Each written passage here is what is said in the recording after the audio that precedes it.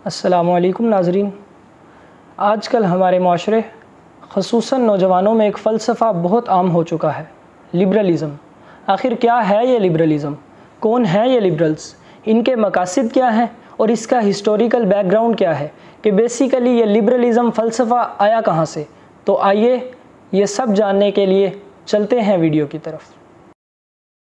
Liberalism basically निकला है liberty से, मीन्स फ्रीडम, यानी कि आज़ाद होना चाहिए।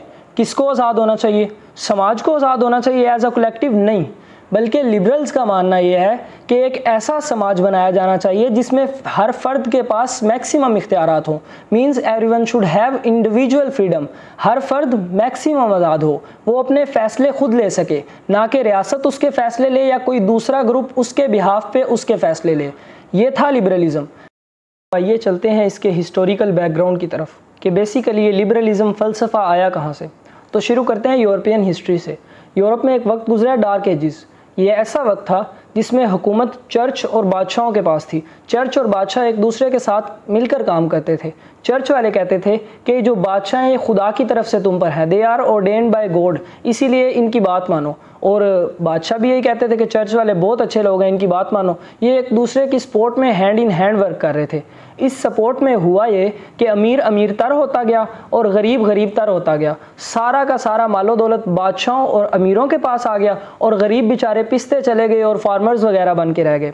और इस सब पे अथॉरिटी बना बैठा था चर्च। ये ऐसा वक्त था जिसमें चर्च के पोप की हैसियत बहुत ज़्यादा थी, हत्ता कि बाइबल से भी ज़्यादा। पोप की हैसियत का अंदाज़ा इस बात से लगाया जा सकता है कि अगर पोप कोई हुक्म दे देता, फिर चाहे वो बाइबल में लिखा हो या चाहे बाइबल में उसके खिलाफ लिखा हो, पोप की ही बात मानी जाती थी। और जो बंदा चर्च की अथॉरिटी को चैलेंज करता या पोप को चैलेंज करता कि भाई बाइबल में तो कुछ और लिखा हुआ है, आप हमें कुछ और बता रहे हैं, तो चर्च उस पर गुस्ताखी का फतवा लगा के उसकी गर्दन उड़ा देता। और लोगों ने ये जुल्म मज़ालिम बढ़ते गए। और जब लोगों ने देखा कि हमारे पादरी उन बादशाहों को सपोर्ट कर रहे हैं जिन्होंने हम पर टैक्स लगाए, जिन्होंने हम पर जुल्म किया, हमारा पैसा खाया, तो लोगों में नफरत शदीद बढ़ गई। इसके नतीजे में 1517 में एक ऐसा ग्रुप पैदा हुआ, प्रोटेस्टेंट्स के नाम से जाना जाता है। ये बेसिकली कैथोलिक्स के खिलाफ थे। इनका बेसिक मुतालबा ये था कि बाइबल पढ़ने का हक हर किसी को होना चाहिए, क्योंकि ये ऐसा वक्त था कि जिसमें बाइबल सिर्फ चर्च वाले ही पढ़ते थे और चर्च वाले ही बताते थे कि बाइबल में क्या लिखा हुआ है। तो इनका बेसिक मुतालबा था कि बाइबल पढ़ने का हक हर किसी को होना चाहिए और आखिरी बात बाइबल की होनी चाहिए, तुम्हारी नहीं होनी चाहिए। दूसरा बड़ा ग्रुप 1700s में पैदा हुआ। ये थे जी आपके फिलोसफर्स और साइंटिस्ट। ये नेचुरल साइंसेस करते और चर्च इन पे गुस्ताखी का फतवा लगा देता। ये साइंसेस करते, इनके सामने एक्सपेरिमेंट्स होते, रिजल्ट्स इनके सामने होते, लेकिन क्योंकि वो बात चर्च के खिलाफ होती तो चर्च इन पे कुफर का फतवा लगा के, गुस्ताखी का फतवा लगा के इनकी गर्दन उड़ा देता। ये बहुत ज़्यादा जुल्म था। तीसरा ग्रुप था बेचारा गुरबा और मसाकीन का, जो तो काफ़ी देर से पिसते चले जा रहे थे। ये बेसिकली थे बादशाहों के खिलाफ। इस सब के नतीजे में एक ब्लडियस्ट रेवोल्यूशन हुई यूरोप में, पूरे यूरोप में, जर्मनी में, इंग्लैंड में, फ्रांस में। फ्रेंच रेवोल्यूशन भी बेसिकली इसकी एक कड़ी है कि जिसमें बादशाहों को चौकों चौराहों पे टांगा गया। लोगों ने जब ये देखा कि एक तो ये चर्च वालों को बेसिकली मौलवी कहते थे, एक ये मौलवी हम पे हावी हुए हैं, ऊपर से बादशाह हम पे चढ़े हुए हैं, तो भाई टांगो, सबको टांगो। इन्होंने इतना हमारे साथ जुल्म किया। तो अब दोनों बड़े इंस्टीट्यूट्स, किंगडम भी और चर्च भी, दोनों कोलैप्स कर गए। तो एक वैक्यूम क्रिएट हुआ, एक स्पेस क्रिएट हुई कि भाई अब तो ज़िंदगी तो गुजारनी है ना, कानून साजी तो करनी है ना। तो मुख्तलिफ आइडियाज़ आने शुरू हुए मार्केट के अंदर, मुख्तलिफ आइडियाज़ आने शुरू हुए कि क्यों ना लिबरलिज्म को आजमाया जाए, सेकुलरिज्म कैसा रहेगा, नहीं कैपिटलिज्म अच्छा है, डिक्टेटरशिप बेस्ट है, नहीं सबसे अच्छी डेमोक्रेसी है। तो इस तरह मुख्तलिफ आइडियाज़ आने शुरू हुए, क्योंकि पहले तो अल्लाह ताला का दीन था ना, खुदा का कानून था। तो बदकिस्मती से कुछ लोग ऐसे खुदा के नुमाइंदे बनकर सामने आए कि जिन्होंने 2 नंबरियाँ की। इनकी दो नंबरियों की वजह से अवाम इनके खिलाफ हुई, इन्हें बाहर निकाल फेंका और ऐसा खिलाफ हुई कि वो लोग दीन से ही मुतनफ़र हो गए।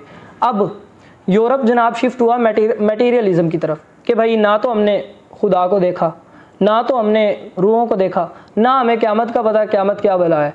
तो ये दुनिया हमारे सामने है, इस पे वर्क करते हैं। तो ये आए साइंस एंड टेक्नोलॉजी की तरफ, मेडिकल साइंसेस की तरफ, तरह तरह की आहिस्ता आहिस्ता 10 साल, 20 साल, 50 साल, 100 साल, तरह तरह की जिद्दत आनी शुरू होगी। यूरोप तरक्की करना शुरू हो गया। अब इन लोगों ने फ़लसफ़ा ये बनाया कि भाई देखो जी, जब तक हम मौलवियों के पीछे लगे रहे हैं हमारी तो तबाही बर्बादी हुई है, ये मौलवियों ने हमें ख़राब किया है। अब देखो हमने मौलवियों को छोड़ा है तो हम देखो कितने तरक्की याफ्ता हो गए हैं।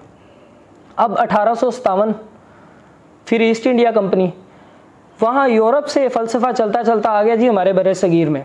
इन सब के साथ ये लोग आए, ये अपना फ़लसफ़ा साथ लेके आए।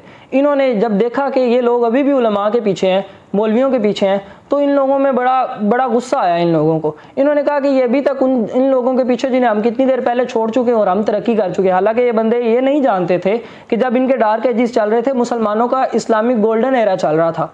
हम तरह तरह की जिद्दत हो रही थी। बड़े बड़े साइंसदान अल-हिम्सी, जाबिर बिन हयान, अबू अली सीना, बड़े बड़े साइंसदान आए हैं। मेडिकल साइंसेस, टेक्नोलॉजी में इतनी तरक्की हो रही थी। बेसिकली देखा जाए तो अरेबिक न्यूमरल सिस्टम जो है ये भी मुसलमानों की ईजाद है ना। अगर ये ना होता तो कंप्यूटर साइंस ना होती।